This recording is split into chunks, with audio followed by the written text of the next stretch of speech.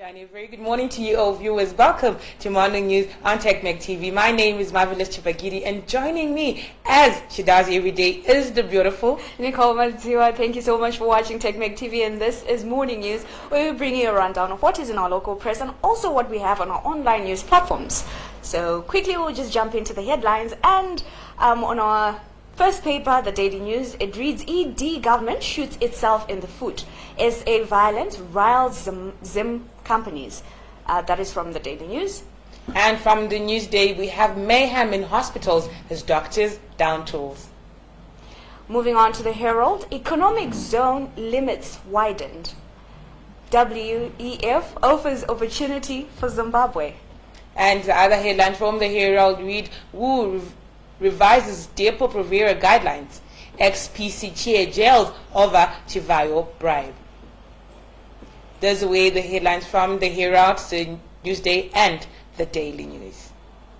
So for the news in detail, the first we'll start with the Daily News. ED government shoots itself in the foot as re-engagement efforts with West are further risked by careless attacks. President Emmerson Mnangagwa's government appears determined to continue diplomatic.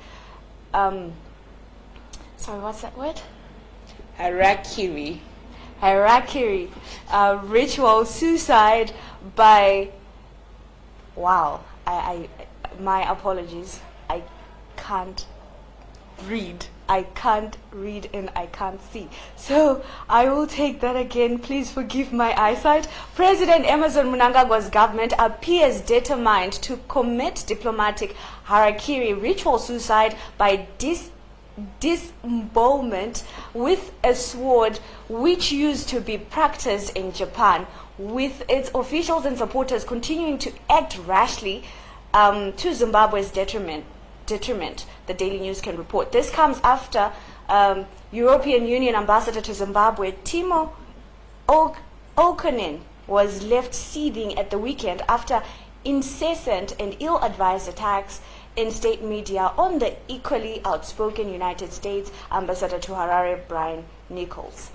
And still on the Daily News, it reads, SA violence riles Zim companies. The Zimbabwe Cross-Border Transport Association, ZCBTA, has warned that it will stop all South African cross-border transport if reported attacks by South African nationals on foreign truck drivers proceed, and I quote, due to threats by South African nationals that on September 2, 2019, they are embarking on an attack on foreign national drivers, the International Cross-Border Traders Association executive has resolved that if this plan succeeds, we're going to stop all South Africa registered trucks, buses, and flights to cross borders to any African nation. Dennis Juru, the chair of ZCBTA, said in a statement, the situation remains tense in Tafontein, Johannesburg, after the police clashed with, I'm sure, the South Africans were leading the attacks. And this is pretty sad, hey? Because from transporters now, they've also been the reports of them looting shops of foreigners, Nigerians, they're aiming for Nigerians and Ethiopians. But then bear in mind that also Zimbabweans and other South African nationals were working at these particular shops. So that's something that I'm sure the SADC and AU need to look into. And this is the Newsday, which reads, mayhem in hospitals is doctors down tools. Doctors in public hospitals have turned down a 60% salary rise offered by government and vowed to go ahead with a planned industrial action starting today to press for a better offer and an improvement in the conditions of service. We've been there before with the nurses and the doctors. Yeah, we're back again, Nicole. Yeah, we are. So it's like deja vu. Clearly. Yeah. So moving on to the Herald, economic zone limits widened is another headline that is running through on that paper.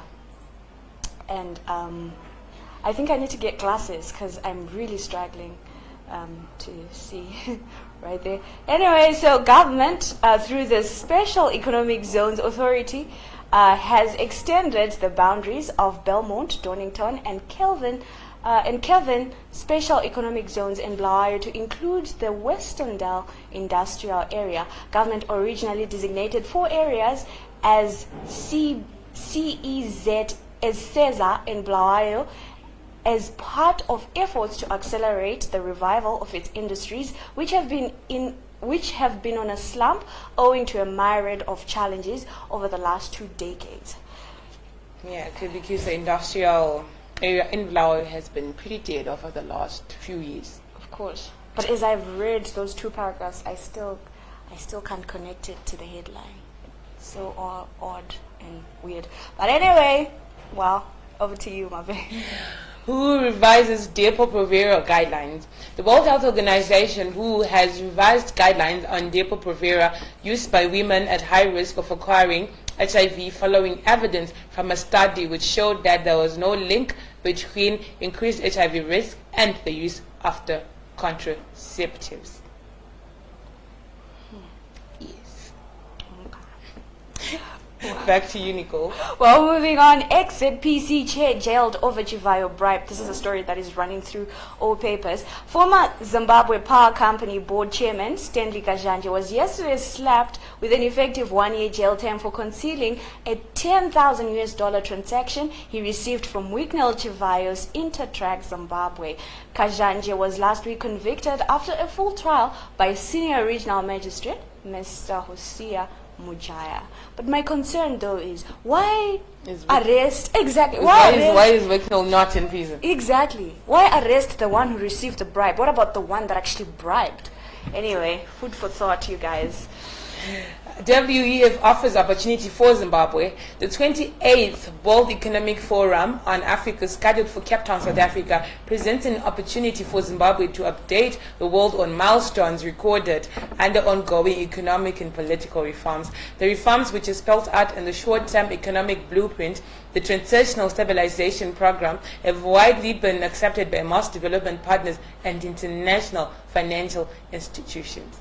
I'm sorry, I was about to laugh because in the story it said there milestones of economic and political reforms. And your expectations were yay high? No. Yeah. The adjectives used in describing where the political and economic reforms are. If that's what social media is going to say, LOL. Fire emoji, fire emoji. Okay, moving on to the daily news. Chief Ndiweni berates ED over incarceration.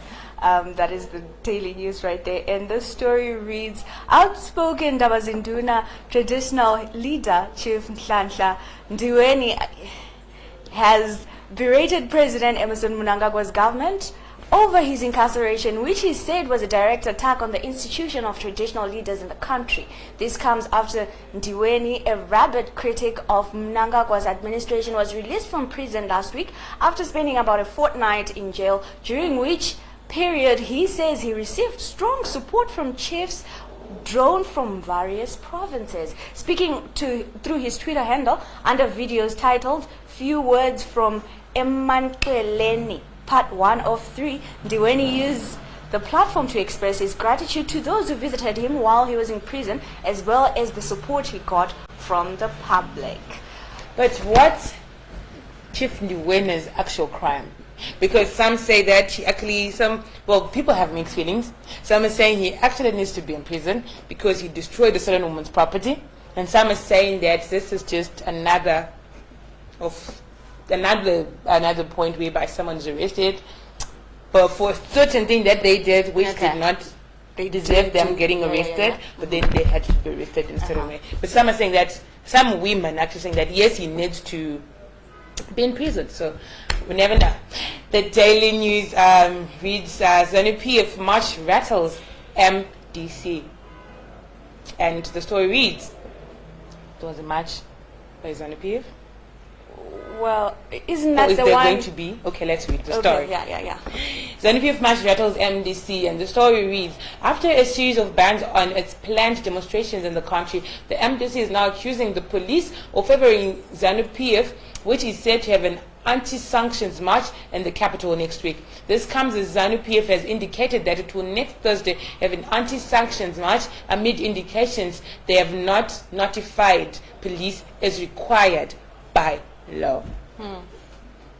So what's a rule for the next person is not a rule for the other. Yeah. What's a law for the next person is not a law for the other. Yep. Clear. Nicole, you need to read that next story, please. Okay. Ex-ZPC boss jailed again from the Daily News. Former Zimbabwe Power Company board chairperson Stanley Kajanje was yesterday sentenced to 3 years in jail. Wait, what? Didn't the Herald said a year? Remember? Yes. Okay. You guys. No, maybe you didn't finish reading. Maybe there's a but. All right. Yeah. 3 years in jail after he was convicted of concealing a $10,000 bribe he received from controversial businessman Wicknell Chivaya's company Intratech Zimbabwe. Kajanje, who has pleaded not guilty, was convicted by senior regional magistrate Hosea Mujaya after a full trial. However, he will, however, serve an effective 12-month jail term after Mujaya suspended 2 years of the sentence for 4 years on condition that he does not, within that period, commit a similar offense. Okay, makes sense now. Makes sense now. So it was engineer Dizir. But anyway, we got that. One of the stories which also has been trending on social media and in our papers since yesterday, doom and gloom as Zifo faces hefty fine expulsion. And that story in detail.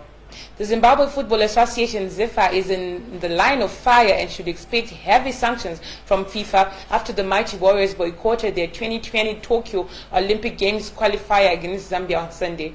After losing 5-0 in the first leg of their second round qualifier in Lusaka last Wednesday, the Mighty Warriors were supposed to host Chipolo Polo for the second leg at the National Sports Stadium. However, due to ZIFA's bungling, a number of clubs including Black Rhinos, Queens, Correctional Services, Blue Swallows and Credentials withdrew their players from the squad at the 11th hour. That's cold. But with the Warriors, these guys would run around and then the Warriors would have their money and then they'll play the matches at AFCON. Exactly. Yeah, with the Mighty Warriors. Yeah, it's like... And I'll never forget the day Chiangwa says after the Mighty Warriors won, like it was not an allowance, it was not a bonus or anything, but it was just a measly amount of money. But anyway, we hope that we only hope for the best that expulsion will not be the Indeed. will not That's be the the worst. That Yeah. will be the worst. So we just hope that expulsion will not be the last verdict for our local football board. Okay, so moving on to the news day, war vets target Mugabe remnants. And the story reads, Zimbabwe Liberation War fighters have declared war against alleged remnants of former President Robert Mugabe's administration still in public service, accusing them of stifling government programs and sowing seeds of disharmony between them and President Emerson Mnangagwa. Addressing journalists in the capital yesterday, Zimbabwe National Liberation War Veterans Association Secretary General Douglas Mahia said they would not rest until all top civil servants who served under Mugabe were relieved of their government posts. But wait, as far as I know, Mahia was there when the ex-president was president. Yeah. So what's his beef with the top officials, which were with the Mugabe regime, which is now also with the ED regime? What's his beef? I have no idea. I have no idea. Anyway, it's none of our business. As long as it doesn't bring bread and butter to our kitchens, it's fine. Cheetown Mayor started over town clerk suspension. Chitunguza Mayor Love Mo Maiko MDC Alliance was severely assaulted by suspected ZANU-PF activists who stormed council offices yesterday as he tried to serve town clerk George Makunde with a letter of suspension. The opposition MDC claimed that over 100 suspected ZANU-PF members stormed town house and assaulted Mayiko while he was serving Makunde with his suspension letter. Why is it? It does. I don't want to sound insensitive, but I feel like I'm going to sound insensitive, so I'm not going to say anything. It's a safe space. Okay, it's a safe space. So the town clerk wanted to serve. He wanted to serve with the letter of suspension. Yes. So, because from how it's written, it seems like these ZANU-PF alleged ZANU-PF supporters wanted to attack him. It seems like it has to do with handing the suspension letter, as if to hinder him, to stop him, to whatever. I don't know. Maybe this is the suspension which was supposed to be served did not sit well with them. So, but isn't this also an MDC member? The one who was meant to be... The one that's meant to be served is probably ZANU-PF. I think. Okay, when you put it that way, I think it makes sense. But then when it's how I read it, it seems confusing. It's politics. It's actually Zimbabwean politics, to be specific. So this one is trending and has left so many people around the region, and I'm sure even around the globe, shocked. And with how we know that we've got so many Zimbabweans in our neighboring country, South Africa, I'm sure so many of us are also worried about our loved ones. This, our loved ones, and even the safety. So the story from the Newsday reads: SA police arrest dozens over xenophobia attacks. Police arrested dozens of people in South Africa's commercial capital, Johannesburg, yesterday after rioters looted shops, burnt tires, and blocked road junctions, the second outbreak of urban rioting in a week. Police were unable to say what had triggered the violence, although unemployment at close to 30%, widespread poverty and income disparities have all been blamed for recent disturbances and attacks on immigrants. So we're still trying to, I'm failing to understand. I'll never understand. No, doesn't make sense. Why they would be violent. If you have, how does it help fighting your fellow African when if you have issues? Because what they're saying is that there are issues to do with unemployment, which has risen to 30%. Poverty. A mere 30%. I would have, if this were not live, I would have just walked out and laughed outside and then come back. 30%. Fine. You're dealing with a 30% of unemployment with your government. How does this have to do with foreigners? Because their claims is that those foreigners are coming to take their jobs. However, we spoke about this yesterday, remember? Yes, because some of these, they're not actually taking jobs. Exactly. They've gone to South Africa and created employment for some of these South Africans. And some of them, with especially a bunch of Zimbabweans, were actually educated enough to go there and get the professional jobs which they were actually qualified for, which they probably had failed to get in Zimbabwe or not getting paid enough for in Zimbabwe. It's like what you're saying, like you haven't finished your matric, but you're saying a doctor. It's only in South Africa. I mean, where an uneducated man from KwaMashu is saying a doctor from Zimbabwe and an entrepreneur from Ethiopia or Lagos, Nigeria, is taking my job. Like seriously, guys. But however, I still feel that the SADC has to do something regarding this, because it's not the first time we've had xenophobic attacks in South Africa. So I just feel something has to be done, and I'm here to hear what Ramaphosa has to say about the whole thing. So I just hope the SADC and also the AU board has something to do. But our president is the chairperson of the Defense and Security Board of the regional board, the AU. So we'll wait and see. But we just have to, if you're Zimbabwean and you're in South Africa and you're watching, we're just saying, may the good Lord protect you and please be safe. We need you back home for Christmas. For Christmas, you have to shika, so you know. December, boys, we need you. Yes. Cool. So you can take the other story. So the Newsday reads, 5.2 billion coal fuels project left to rot. So this is 5.2 US billion. That didn't sound right, but yeah, you guys got it. So the story reads, Parliament yesterday grilled finance ministry officials over a $5.2 billion coal project spearheaded by Verify Engineering, which failed to attract investors due to poor investment climate prevailing in the country. Last year, President Emerson Mnangagwa announced that he had clinched a $5.2 billion called to liquid deal with South African investors, but up to now, the financiers have not showed any seriousness due to the poor investment climate and regulations in the country.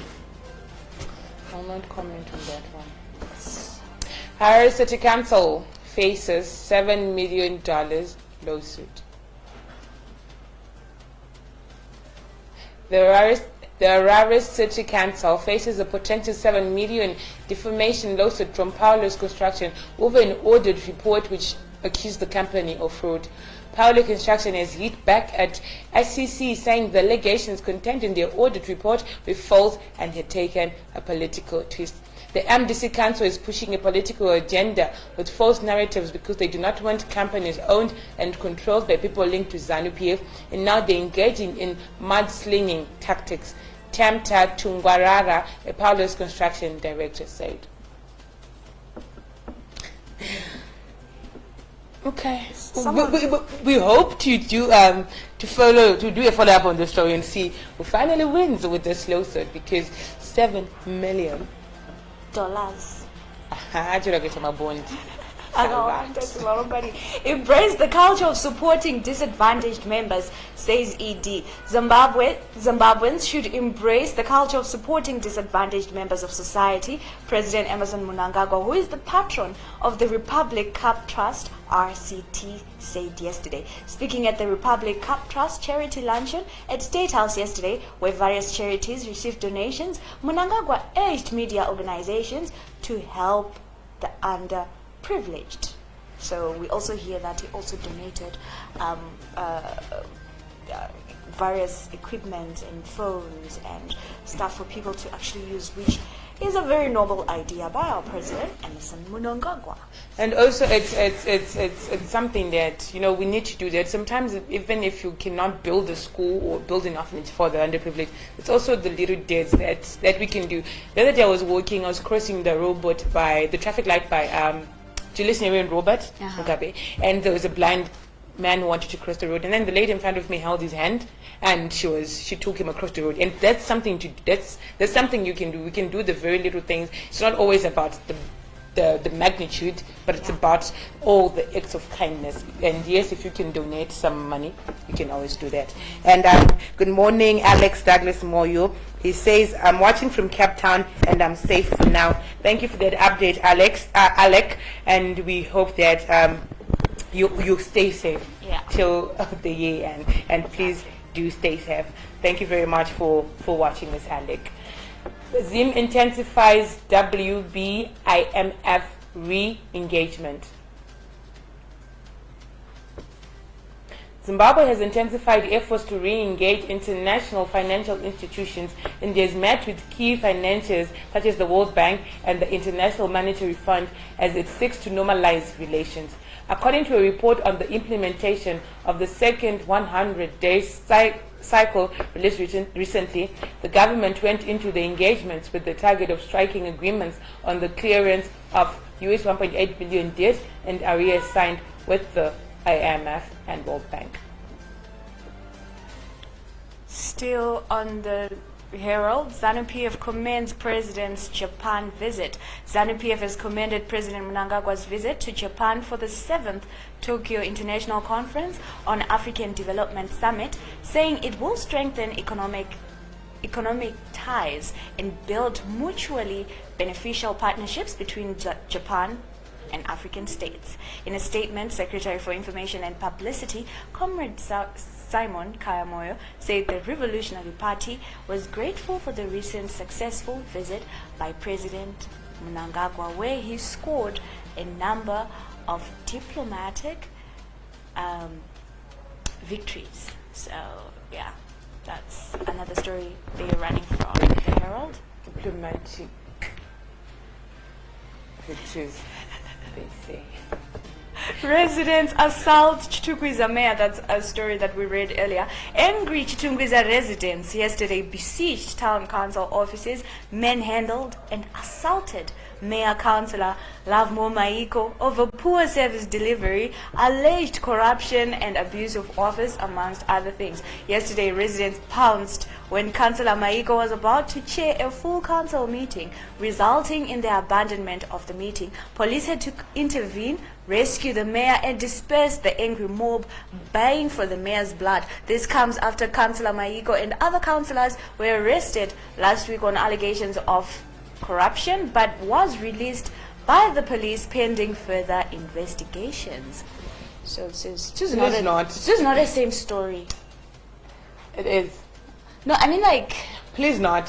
The Newsday is saying alleged ZANU-PF youth. Yeah. The Herald Saying they just saying residents. angry Chitungwiza residents. Yeah. And I'll leave that there just to make it clear. I was just trying to make it clear for you, our viewers. I didn't mean to say it. I'll still say it's a different story, but oh well. It's the same story. As long as there's a Mayuko in the story. It's the same story. As in plane back in skies is Zimbabwe's Boeing 767, which developed a technical fault on Friday in Bulawayo, is back in the skies after engineers fixed the problem. It resumed flights on Sunday evening when it serviced the Harare Dar es Salaam route, and yesterday plied the Harare Victoria Falls route, the flow flying to Johannesburg. It was expected back in Harare yesterday evening. However, Bulawayo is expected to continue without services due to ground power challenges. Oh, okay. So the whole country, the whole nation. I don't like it when you use that tone. Oh, okay, fine. I will not. Nicole does not like it when I use the term. So I rest my case. Right. Okay, if I use a different tone, would you want to listen to me? Yeah. Because I feel like I'm the one who's at fault here. I'm like, okay, okay, marvelous, Okay. stop it. Okay, so Politburo to decide Zivu's fate. Killer Zivu. His name, though. I know. It's someone's child, please. I know. We shall not comment for it. Okay. You see, when you use a nicer tone, I actually respond. Okay, so the Herald reads, the ZANU-PF Politburo is expected to decide Chivi South legislator Comrade Killer Zivu's fate after the party received recommendations to expel him from Masvingo province. Masvingo province wants Comrade Zivu expelled from the party for taking to social media to push for a meeting between First Lady Auxilia Mnangagwa and MDC Alliance Mr. Nelson Chamisa's wife, Stogozile. He is also accused of initiating a process of collecting signatures from people to support his initiative for dialogue between President Mnangagwa and Mr. Chamisa. ZANU-PF Secretary for Legal Affairs, Comrade Paul Mangwana, yesterday confirmed that the party had received the recommendations, and I quote, "Yes, I acknowledge that the party received recommendations made by Masvingo province in regard to Comrade Zivu's case. The party's National Disciplinary Committee will sit and make some recommendations after thorough deliberations on the case." And I close quote. So, his only crime. You're doing it again. You're Okay, doing sorry. So his only crime is trying to initiate a meet-up between Nelson Chamisa's wife and Auxilia Mnangagwa and the First Lady. That is a crime, in the one whereby he was trying to get signatures signed up for a petition whereby he was initiating for the dialogue between Chamisa and the president. Those are his crimes. Hence, the disciplinary committee wants to think of what to do with him. Yeah, Interesting. that's what the paper is saying there. The Herald once again reads, civil servants in Mutare get 2 more buses. Government has allocated 2 more buses to civil servants in Mutare to alleviate transport challenges they face due to the constant increase of fares by commuter operators. Minister of State for Medical and Provincial Affairs, Dr. Ellen Gwaradzimba, handed over one of the buses to the Ministry of Public Service, Labour and Social Welfare on Friday last week. "I'm very excited to receive this bus on behalf of Manicaland," she said.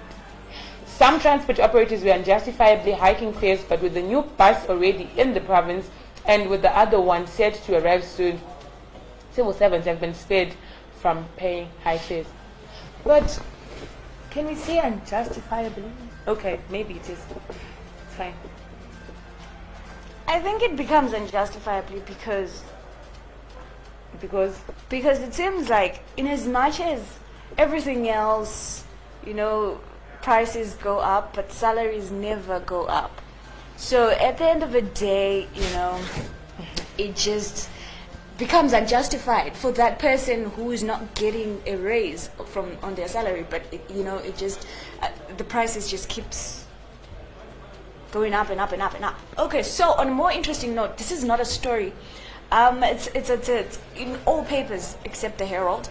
That is the Newsday and the Daily News. So I wasn't supposed to say in all papers. In the Daily News and the Newsday. Why are you looking at me like that? Because I know you have something to say that is not nice. So you're touched.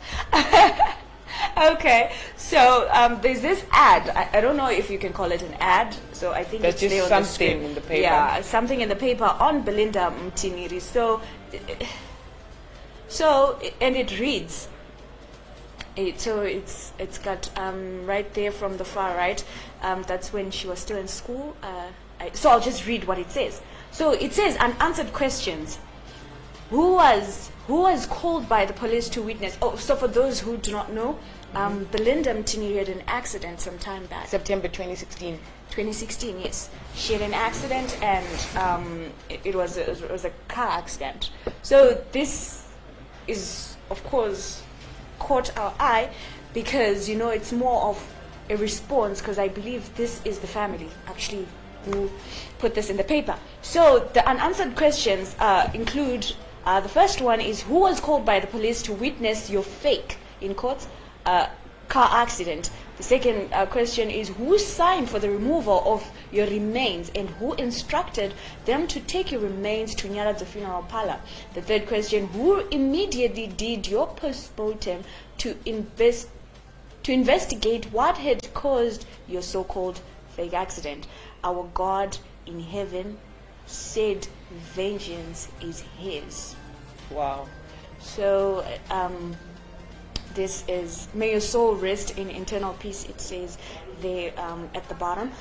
So it says from the family, and it says from the family, from the family, the sister. So basically, yeah, it's the whole family who put this in the papers. And we are not going to say anything because we really don't know anything. Well, you gave me the funny look. You gave me the stank eye, so I'm not going to say anything. Did I? You did. No, it's always like that. When you started reading the story, you gave me the stink eye. So I'm not going to comment on Belinda Mtiniri. You're making me look bad. Like, it's like, seriously, guys, if you come really close, that's how the eye is. So like a signal. It's okay. So there's also, please remember to go to our website, which is www.technomac.co.zw and www.technomactv.co.zw, and we'll take you through the stories which are also running on our site. Indeed. Okay, so quickly we'll just go through Technomac, which, like my co-host said, you can still access it. Yay! One of our top fans is here. Oh! Good morning, Emmanuel. How are you? And he says, may her soul rest in peace. I knew her. Oh. Yes. So, maybe Emmanuel will give us a bit on what happened so that Nicole, who does not know, gets to know what happened. Yeah. Okay, so wonderful headlines reads, Society won't be popular in Zimbabwe, but something can be done.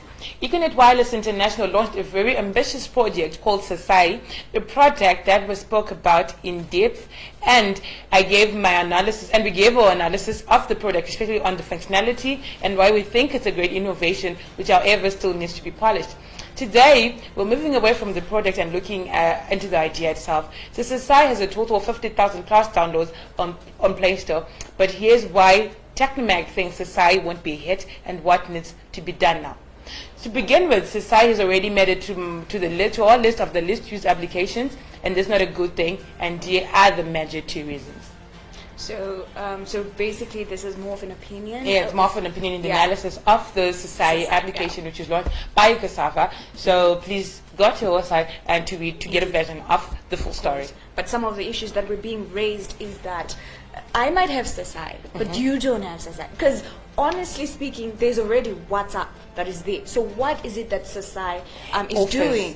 Exactly, that WhatsApp is not going to offer you. Okay. So these are some of the issues that are raised in our article. You should check it out. It's pretty sick on www.technomag.co.zw. So moving on, Tech24 launches omni-channel service in Zimbabwe. Integrated IT solutions firm Tech24 has launched an omni-channel service dubbed the Amayo business software package in the local market that will allow companies and organizations to improve their user experience. Amayo is a call center management software that transforms the customer experience by integrating front office communication with back office processes to eventually deliver exceptional service and impress the customers. So for more on the Amayo service, you can still visit. And thank you to all our viewers. A very good morning also to Queen Royal Linda Austin, who's saying, morning beautiful ladies. Morning! How are you? So this one is Natun introduces advertising platform. Natun has introduced Zim411, an advertising platform that connects sellers and buyers through SMS. Technomag has learned. As many innovations have been occurring via mobile apps, Zim411 is an SMS-based facility which can be accessed through both smartphones and feature phones for only 10 cents. Yeah. Wow. So that's it from us. Do we still have much to say? No, we don't, not really, except for more opinions, which you can still read on Technomag.